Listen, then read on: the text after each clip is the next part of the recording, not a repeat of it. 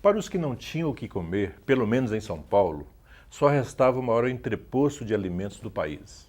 No CEAGESP, toneladas e toneladas de alimentos, se não fossem catados, iriam parar no lixo.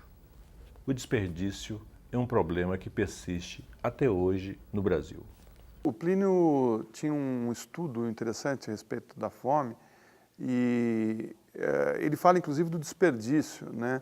Porque é uma sociedade de desperdício, né, no Brasil. A gente foi para o CEAGESP e mostrou que só no transporte do alimento, né, no manuseio desse alimento, cerca de 20% ou 30% era desperdiçado. É uma coisa absurda.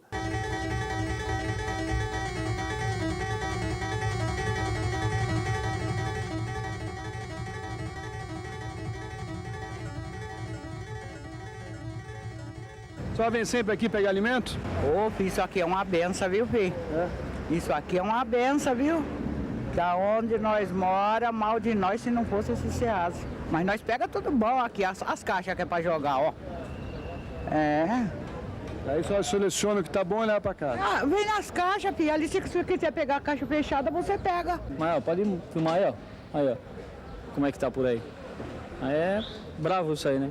5 horas da manhã, o peixe geladinho, que chega aquele que não dá venda, eles dão, né? Eles dão pra gente. Mas coisa podre nós não levamos. Ó, o saco tá ali, pode olhar o pimentão, todo bom. E tem muita gente que vive com o resto de alimento que não é usado? Bastante. Bastante. Vocês vão filmar por aí, vocês vão ver aí. Tem gente pra caramba pegando isso aí.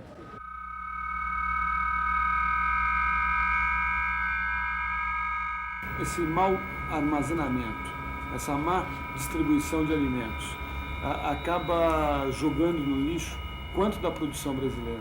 Me parece que é isso, tá? Não tenho muita certeza. São mais ou menos uns 30%, né, de perda. Na hora que você colhe e armazena, já existe a perda do armazenamento depois para a distribuição, uma perda muito grande, né? E a gente sabe que existem aí os outros desperdícios também, né? Até a gente vê as perdas dentro do Ceasa, né? Essa mercadoria aí de cima aí vai jogar tudo fora, tudo podre. Essas caixas todas aí? É. Por quê? Mostra pra mim lá, por que tá Não podre? vende. Aí, ó, olha o estado da mercadoria ali, ó. Não vende, olha lá, tá vendo? A produção no nosso país não é feita para garantir a segurança alimentar da população. Ela é feita para garantir lucro para os que dominam os mercados. Então, nós temos uma produção imensa no nosso país, produção muito grande. Só que essa produção é toda, em boa parte, exportada, em outra boa parte, organizada para servir os setores de altas rendas. E toda a organização da agricultura é feita para isso. Os portos, as estradas, os armazéns, os sistemas de distribuição, os CEASAs, as linhas de crédito, as linhas de pesquisa, tudo é organizado para esse tipo de agricultura.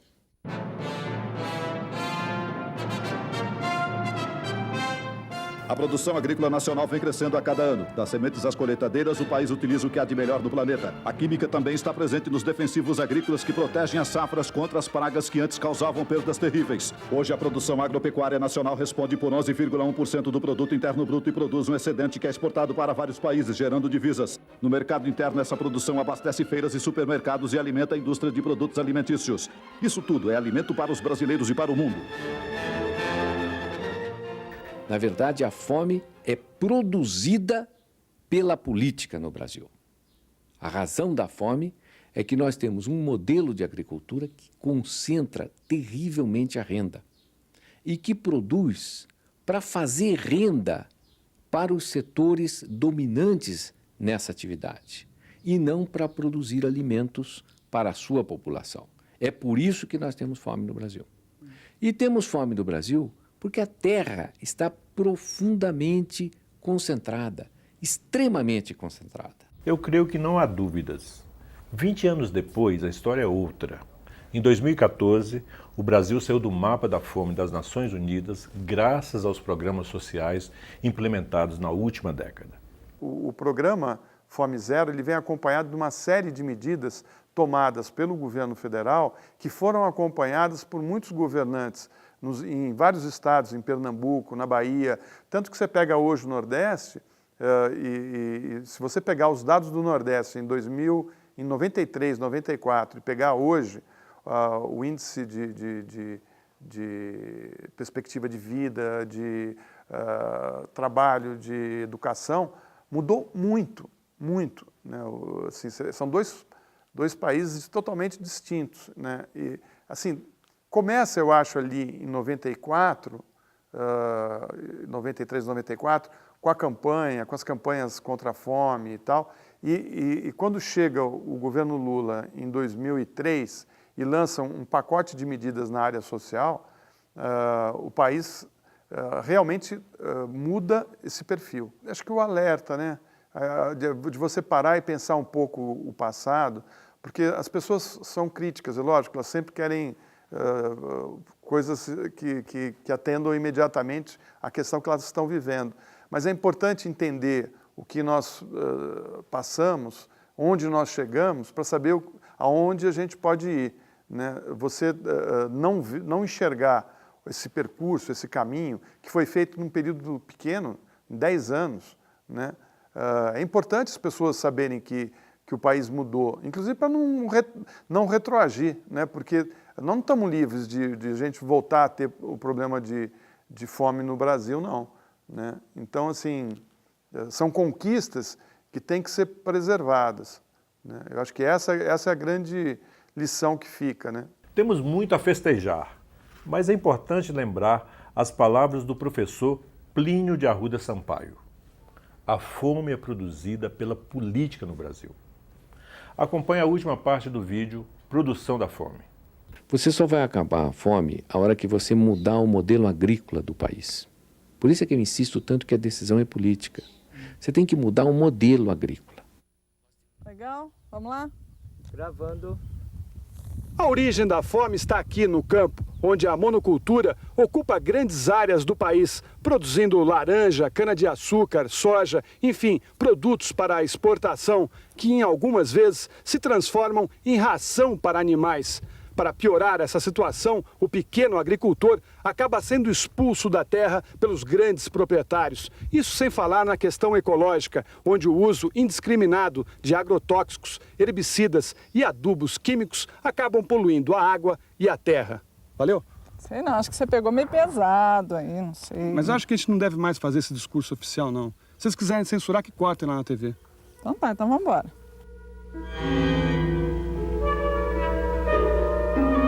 Agora, como é que o senhor explica o fato do Brasil ter tanta terra, tantos alimentos e tem gente passando fome? O governo abre muita mão, mas está precisando abrir mais a mão um pouco. Enquanto ele gasta muito dinheiro com o exterior, podia mais cuidar de nós aqui. E botar todo mundo para trabalhar, arrancar todo mundo da cidade. Botar para trabalhar, porque daqui que sai a comida para o mercado. Se toda essa terra estivesse na mão de uma só pessoa, você acha que estaria produzindo o mesmo que está produzindo hoje? Não, estaria criando problema, né? Problema, salário baixo, né? Tudo isso estaria criando. Um dono só controlando tudo isso, porque teria cana aqui, outra coisa. Mas não teria couve, não teria cenoura, não teria arroz, não teria um pouco de café, né? Eu acredito que não teria nada disso. O que precisa no Brasil hoje é você distribuir essa terra, bem distribuída, distribuir essa terra para todo esse grupo grande de gente que está aí querendo trabalhar. No momento que isso for feito, eu até afirmo e garanto e acredito que a fome está resolvida. Porque, na verdade, o que tem que ter claro é isso. Quem produz hoje para a mesa do cidadão é o pequeno produtor. Nós temos um modelo que é dominado pelo agribusiness. A produção é contingenciada em função disso. Ela é feita para aquele mercado. E esse mercado não abrange todos os brasileiros. Tem brasileiros que estão fora desse mercado. Esses não têm alimento. Olha, o problema da comercialização é um problema sério. Nós estamos hoje trabalhando para organizar a produção. Nós estamos tentando organizar a produção porque para a gente comercializar, para a gente mesmo fazer a comercialização, precisa estar organizado também o setor onde a gente vai comercializar. Do jeito que o mercado é organizado, nos barra. Quando nós chegamos com o produto nos locais para vender, o mercado tinha baixado o preço menos do que valia aqui para o produtor. Nós ficamos 15 dias em São Paulo para tentar vender o produto e não conseguimos vender. porque era muito mais barato comprar no mercado. O mercado oferecia preço mais barato.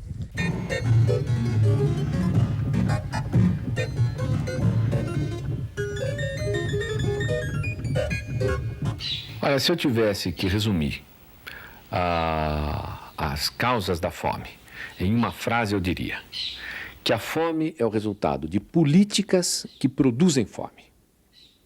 Políticas econômicas que produzem desemprego, que produzem fome. E é também causada pela cultura brasileira. Uma cultura que favorece a persistência da fome de duas maneiras.